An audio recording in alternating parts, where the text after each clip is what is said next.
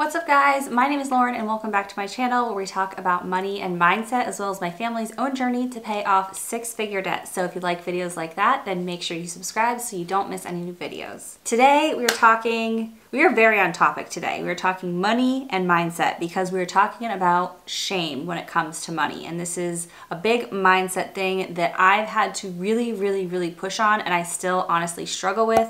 And that is shame about past money mistakes and letting that get in the way of my happiness and my progress. And one of the big things that has helped me get over the shame is this YouTube channel. So I started doing YouTube looking for community when I was having trouble getting pregnant with my daughter, who is now a healthy almost 3-year-old, and I'm very grateful for that. And then after that point, I started making videos about the next biggest thing that was going on in my life, and that was our debt payoff. So at the time that I started talking about our debt, we had over $30,000 of credit card debt. We had a home equity line of credit. We had student loans. My husband had undergrad student loans. We both had graduate school student loans, and we had a car loan. I think that was it. But I mean, it added up to almost $400,000, and that wasn't even including our mortgage. So I was really ashamed of our situation. And the thing was, my husband and I were both working in careers with postgraduate degrees that paid like decently well. And so I felt like people had this perception that we had more money than we did. And so I always felt like we needed to act that way, that we needed to get the nice things and we needed to get the nice cars and we needed to be really giving when it came to gifts and just not act like we were as broke as we were. And we didn't really go as crazy as we could have. Like, we didn't buy luxury cars. Like, I have a Nissan, my husband has a Toyota. We bought below what we were approved for when it came to our mortgage. We didn't max out the amount we could have bought with our mortgage, but the credit card debt spending was no good. Any vacation we took was on a credit card, and we were in a bad place and I was super ashamed about it. And I felt like it wasn't okay to talk about because just money's taboo and you're not really supposed to talk about money. So when I started sharing on my YouTube channel, it really helped me get over the shame of the money decisions we had made and the position we were in, because I also felt like, okay, as people in my life started finding out about my YouTube or started sharing it, then there was transparency into what we were struggling with, and it felt like an easier way to be like, hey, you know, I'm talking about our debt payoff on YouTube. Here's my channel. If you want to watch it, great. If you don't have to. But it just felt like people then had an inside look into our lives, and the expectation I had in my head, which may not have really existed in their heads, but I thought people expected us to live a certain way because of the money we were making, that kind of alleviated that pressure, because I knew anybody who watched our videos would see, hey, we are budgeting down to the dollar. We are putting every extra dollar towards debt. We have hundreds of thousands of dollars of student loans we're trying to pay off. And like, we are not living a really cushy lifestyle at this point. And I hope to get there one day, but that's not where we are now or going to be anytime in the next several years. The other thing about shame when it comes to money is a lot of what I was ashamed of is what I didn't know at the time. Like, what I didn't know when I was in my 20s, what I didn't know when I graduated law school, all the different information that I was missing that I could have benefited from, which really isn't my fault. Like, for our generation, anyone who's around my age, like mid-30s, there wasn't a lot of access to social media at the time we were starting college. I remember actually going to my dorm room for the first time when I moved into the dorms in undergrad when I was 18 years old, and there was something on this bulletin board that said joinfacebook.com, and I was like, what is that? I mean, that's the generation that I grew up in. And so Facebook didn't exist, let alone Instagram, and YouTube was just starting, and like all that stuff was just coming into existence at the time when we were making these massive money decisions. So at age 20, when I decided, hey, I'm gonna take the LSAT to go to law school, I didn't have access to the same things on the internet that you have access to now. Now, that's not to say that kids nowadays have it easy when it comes to information, because there's so much information now, it's hard to find the right information. So it's still a problem, and there's still many issues with student loans and schools overcharging and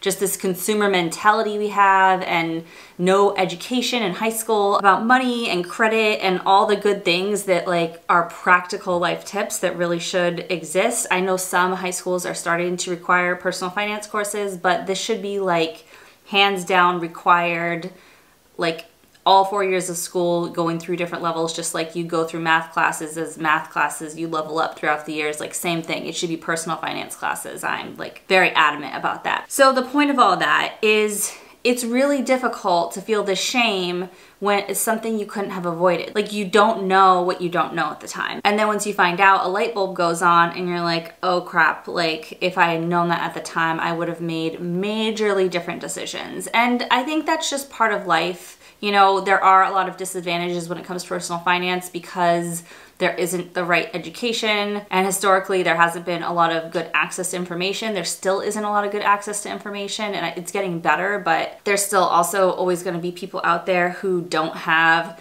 your best interests at heart, who are just trying to sell you something and package it as personal finance like education. So you have to really be on your toes for that kind of stuff too. I mean, just look at all the scammer comments that come onto videos on YouTube and social media of people saying, oh, I made, you know, $15,000 overnight with Mr. Jonathan. You should invest in Bitcoin with him. Here is his Telegram, whatever username. And so you have to be really careful about which resources you turn to. And that's why I always look at multiple resources before I make a decision. Like I don't just listen to one person's YouTube video and think, oh, that's a good idea, and then go and make a decision. I then research that further and look for a few other sources to make sure whatever I'm being told by one person is consistent across other professionals or experts or whatever, you know, the case may be. But it is really hard to feel shame for mistakes you've made in the past, and letting that get in the way of your progress in the present and your happiness in the present is a really frustrating thing to feel. So because shame has been such a big issue for me personally, and the biggest thing that has helped me overcome that has been sharing my numbers here on YouTube and on Instagram, I thought I would tell you guys some of the reasons why I share my numbers and how that's helped me overcome the money shame. And the thing is, if you want to share your numbers too, you can do it in an anonymous way. A lot of people don't feel comfortable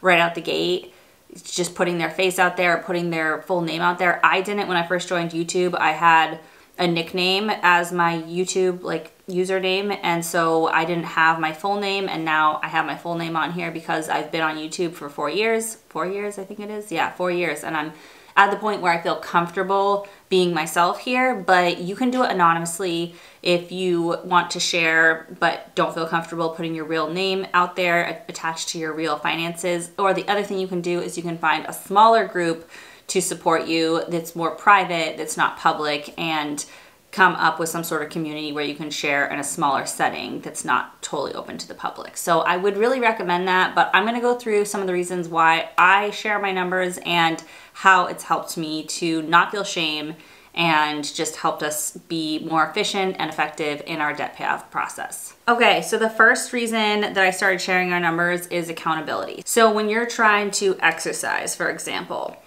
you say, okay, I'm gonna go to the gym tomorrow at this time. And then that time tomorrow rolls around and you just don't feel like it. So you're like, I'm just not gonna go. And it's the same thing when it comes to personal finance and debt payoff. Like, oh, I'm gonna pay $500 towards the debt this month. And then the time comes around and you're like, maybe I'll just pay $100 and I'll use $400 to treat myself to a nice dinner and some new clothes, or like whatever the thing is that you like doing. And so accountability has been a huge thing that's helped me stay on track with our debt payoff by sharing our numbers here on YouTube, is because when I tell you guys, hey, our plan for the month is this, these are our goals, and then I have to come back the next month and let you know if we stuck to those, I know that I'm being held accountable to someone. So just like if you have a trainer at the gym who's like, okay, you have an appointment scheduled at this time on this day to come work out with me, you're much more likely to show up to that than just like saying, oh, I'm gonna go by myself tomorrow to the gym. So that's one of the reasons why I share my numbers here, is to be accountable. All right, next, the reason why I share my numbers is to normalize debt, especially this amount of debt, because I don't think it's that abnormal. In fact, I know there's over 2 million people in the United States alone that have six-figure student loan debt. And so we are definitely not alone. It's not like a huge portion of the population, but still, I think the stat is 2.4 million people have student loan debt that is six figures or more, and even more have student loan debt that's under six figures and still very crushing. So I feel like kind of as a public service, like there's so many benefits that I get out of sharing my numbers, but as a public service to others who may feel like, hey, like I feel like I'm one of the only ones in this situation, or my friends might not be in the situation. I feel like out of place in my friend group, or my family doesn't understand because times were different when they went to school and they didn't graduate with this amount of debt and the job opportunities were different, and just feel like ashamed of the situation they're in and isolated. Hopefully you have found my channel and know that this is a very common, normal thing and not necessarily anything you did terribly wrong in your life. It's just a matter of circumstances that came together at the time that you were growing up and taking on debt, and just what you were taught about money and debt in your life. And like, there's really nothing to be ashamed of. The thing that I think I want to see people get from this is motivation to not stay that way for the rest of their lives, because a lot of people stay in debt their entire life. They stay in credit card debt their entire life. They never pay off their mortgage. They struggle financially. They're never able to buy a home. All these different things that most people want. Most people want financial stability. Most people want to know that a medical bill isn't going to bankrupt them. Most people want to know they're going to be able to feed their family and retire one day. And these are not like extravagant wants, but if you stay in just the shame mindset and demotivated, thinking, well, it's too late for me, I can never get out of this, then you're not gonna make any changes in your life. But hopefully if you see me talking about, hey, we have a crushing amount of debt, almost $400,000 not including our mortgage, and we are going to attempt to do the impossible, or at least what feels impossible to us in our lives at this point, and pay all that off. And you see us every single month, me out here, made another debt payment. Hopefully that will motivate you and help you not feel so ashamed of your situation. The other reason I share is because I also want to normalize coming back from being in massive debt, because just because you're here right now doesn't mean that's how your life always has to be. Just like I was kind of saying, being in debt doesn't have to be a permanent state. You can change your life, get out of debt, and get out of the cycle you're stuck in. It just requires massive action and massive mindset shift. And it's very possible, and that's why I try to share on here a mix of content. About half my content, I try to focus more on just our numbers and our journey and showing you how we track everything to keep myself accountable and to kind of teach you guys how to do it if you want to follow my footsteps. And then the other half of my content, I try to be more like this type of video where I'm not talking about specific things we've done this month in terms of payments or anything like that. I'm more talking about like mindset, motivation, and like practical tips of how to do the same thing we're doing. The next reason why I share my story and our debt payoff is such a good one, and it is to build community. I found this in the infertility community when I was trying to get pregnant and having a lot of trouble when I started making YouTube videos about that back in 2017. And the same is true of the personal finance community. I don't know if I've just gotten lucky or I've like curated this environment, but on my Instagram and on my YouTube, we have a very positive, encouraging community. And I don't get a lot of hate or people trying to like judge my decisions or other people's decisions. And it's just a very encouraging community where we're all just trying to do our best and make the best decisions we can. And some people are choosing to, for example, invest during debt payoff, and other people are choosing to not invest during debt payoff. And like both can be fine. Like both are good decisions as long as you're making financial progress. It doesn't have to be like we're in this strict camp of this is the only way to do it, and if you're not doing it that way, you're a loser. Like it's a very warm, encouraging, supportive community that I've built. And that is so valuable to me because, again, these are topics that may be uncomfortable to talk about in this level of depth with people in your personal life. And so having a community where you can really get into it with people on a long-term basis, and like there's many of you who comment on a lot of my videos, and when you comment, like I know who you are. I remember your past comments. It's kind of like a running conversation where we're talking about our lives, and it's just such a comforting thing to know that we have each other's backs and we're in this together and we're both going through it. And you can relate to other people who are going through the same thing as you, because not everyone wants to do this. Some people are like, well, life is short and I want to live my life and I don't care about money when I'm old. And that's their prerogative. People can live their lives the way they want, but I don't want that life, and you're probably watching this because you don't want that life either. And so having a community of like-minded people is so good to stay on track, stay motivated, and help you get rid of that shame that you might have if you are surrounded by people who don't understand how you feel about your financial situation. And finally, one of the reasons that I share my numbers here and like this community that I've built is so I can get feedback and give you guys feedback too, because as I learn more things, I want to share my knowledge and help other people figure out this path that we're on, because I'm such a happier person now that we have tackled our debt in a big way and are on track to being debt free. We can't see the light at the end of the tunnel, but like we have a tunnel built. Like we're not that close, but we are on a path where if we keep just doing what we're doing, we will be debt free in like 3, 4, 5 more years, maybe, hopefully shorter than that, but could be 5 years, who knows. But being able to have this community and give you guys feedback on questions you're asking and share my knowledge, and then also get feedback from you guys that like, hey, tell me what you think about this idea. Like I was gonna take a big portion of our emergency fund and put it towards debt at the end of the year, and I made a video about it. And a lot of you guys were like, go for it. And I had already basically decided that I was gonna go for it. And again, I'm not taking advice from random strangers on the internet about what I'm gonna do with my financial decisions, but if I've decided something and I share it and then I'm getting a lot of positive feedback about it, it kind of hypes me up about that decision. And again, helps get rid of that shame of what's going on and just helps me get excited about making progress.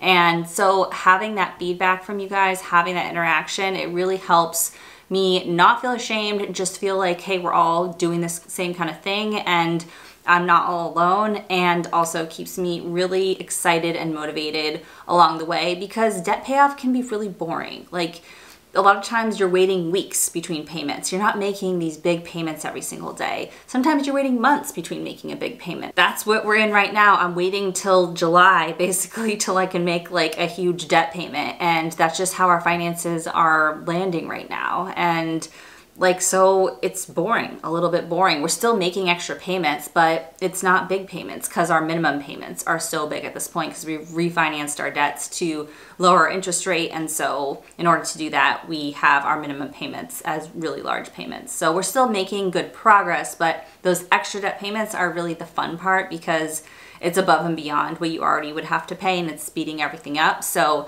not being able to make those, like, it can get boring. And just having a community, it really just, like, it keeps you motivated. It keeps that shame under control. And sometimes you lose perspective too, because you're like, well, I didn't do that great this month. But then I'll get a comment in one of my videos and somebody's like, you guys are killing it this month. And I'll be like, oh wait, yeah, like what am I comparing it to? Am I comparing it to like the best debt payoff month we've ever had? Or am I comparing it to where we were 3 years ago when we were not making any progress? Because if you compare it to 3 years ago when we weren't making progress, yeah, this month was killer. And keeping that perspective by getting feedback from you guys is so, so helpful. So I'm not saying that you like necessarily should create a YouTube channel or an Instagram page to share your debt payoff journey, because it is very time consuming. I will not like minimize that to make videos, post your numbers, all that. It is time consuming, but just get involved at least in the comments of the videos that you're watching and the pages you're following on Instagram or whatever social media you're using, because having that community is so valuable. So that is it for today's video. I hope you guys enjoyed this video. If you are feeling ashamed, feeling that shame response from the past money mistakes you've made or the current money mistakes that you're making, I hope that you give yourself some grace and you really just take a step back and look at all the factors that led to this situation. You know, if you didn't start investing as a young person, like, did you have an adult telling you about that? Because a lot of these people who are like millionaires in their 20s are people whose parents were millionaires and said, hey, son, daughter, like this is how you do it. And so you shouldn't feel ashamed for not knowing things that other people were told that you weren't told. So anyway, that's just another piece of it. But I hope you guys enjoyed this video. If you liked the video, as always, give it a big thumbs up because it really helps out my channel. And if you want to see more videos like this from me, then hit that red subscribe button down there. I'd love to have you as a subscriber, and I'll see you guys soon in my next video. Bye.